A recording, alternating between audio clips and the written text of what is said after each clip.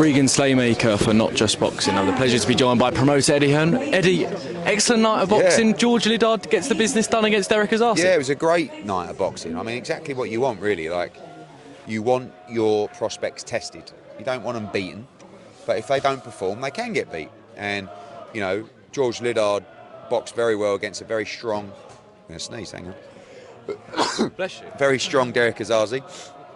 And I thought Belal Fawaz was fantastic in a very close fight with Junaid Boston. And beyond that, the prospects all shone, but in tough competitive fights where they will go home and learn. And, you know, it was a brilliant night. Definitely, I want to talk about Junaid Boston and Belal Fawaz. I thought Junaid fought his absolute bollocks off, by the way, excuse me French, but Belal Fawaz maintained the pressure throughout that fight. Yeah, I thought it was very close. I had it 4-4 after 8, and then I thought Fawaz won the last 2 rounds.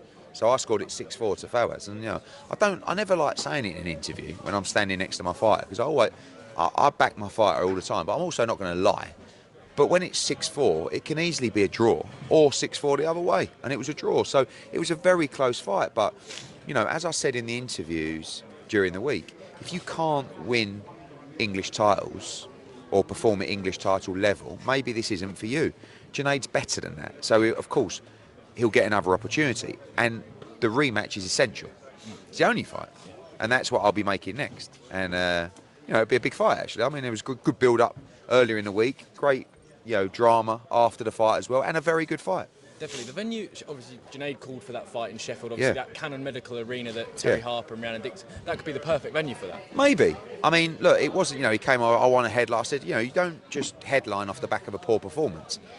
You know, if we do a next gen and it's in Sheffield, that would be a good headline for a next gen. But if not, you'll go on an undercard as a co-main event or a third fight down, and that's where you'll fight almost like you'll fight where you're told, mate. Yeah. Do you know what I mean? And I love Junaid, but we've got to get this win.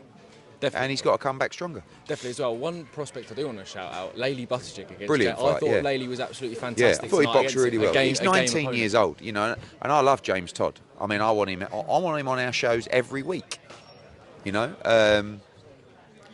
He is, and Derrick as well. Like Derrick said in the week, I'm not a gatekeeper, and he's definitely not.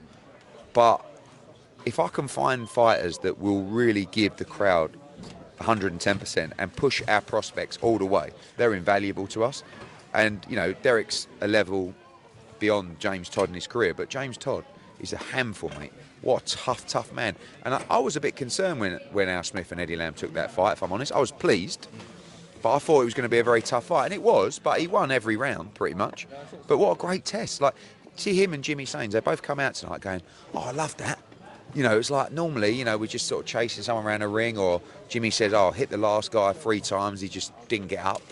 That's how you improve against opposition like that. It definitely is. Maisie Rose, Giorgio Visioli, and Jesse Brandon also doing really well on the card as well. Pat Brown's opponent got announced tonight, and then Wong Flynn as well. I imagine that fight, and then should Wong get through 100%, Gavin Gwynn rematch? 100%. I mean, look, he won the Gwynn fight, very close fight, you know, and that rematch is essential. But this other fight, which we've been waiting for 2 years, presented itself. And we'll get that first. Then we'll get that Wong against Flynn on March 28th. Farnell against Dickinson on that card as well. Connor Tudsbury, William Croller, Rhiannon Dixon. What else we got on there? Taylor Bevan, who was fantastic again tonight. I'm really excited about our young crop of fighters, I've got to say. And that's another next-gen card. I think Altrincham Ice Rink holds about 4,000, and Pat Brown's already ordered 2,000, so it's going to be absolutely mental in there. Definitely will be packed in there as well. We haven't caught up about Jai Opetaia already. I mean, excellent performance against David Nika. Are we any closer to a unification against Zurdo Ramirez? We are, but I think Ramirez also has a mandatory against Dorticus, so we're trying to see what's going to happen there. I think there's a good chance that fight could land in October in Riyadh, but we've got to see what's next. Jai's got a fight before that, so we'll work with His Excellency. Obviously, he's an ambassador for Riyadh season, and you know, we want to capture all the belts. Could that be the WBC next against Badu Jack? Maybe, but then again, he's got to win it, hasn't he? He's been ordered to fight for it, I think, as well. So it's a bit of a logjam, but we got to get the unifications for Joe. For sure, as well. Final one. I know you've just covered it in a previous interview, but Anthony Cacace vacates his belt. Does that mean Sugar Nunez gets his chance against Rikishi for the full title? I mean, I'm honestly, like, I'm so pissed off. I knew that Cacace his bum would go, but I didn't expect them to drag it out for so long, because really he'd made his decision after the Warrington fight, and then he weren't quite sure, and the money weren't even that different between the Leewood fight, and I'm just disappointed because Cacace's a great fighter, and you know, he was a great performance against Joe Cordina, but he won the belt and he's never defended it, and now he's vacated to his mandatory. So disappointed, but Sugar Nunez is a serious fighter, and now we'll go maybe to Japan or wherever we got to go and win the belt. Would that be a matchroom show, or do you think it whatever? Would be We'll negotiate with them. We're happy to go to Japan. We've been talking to his promoter already in anticipation of this. So we'll see. Eddie Hearn, thank you very much. Mate. Cheers, mate.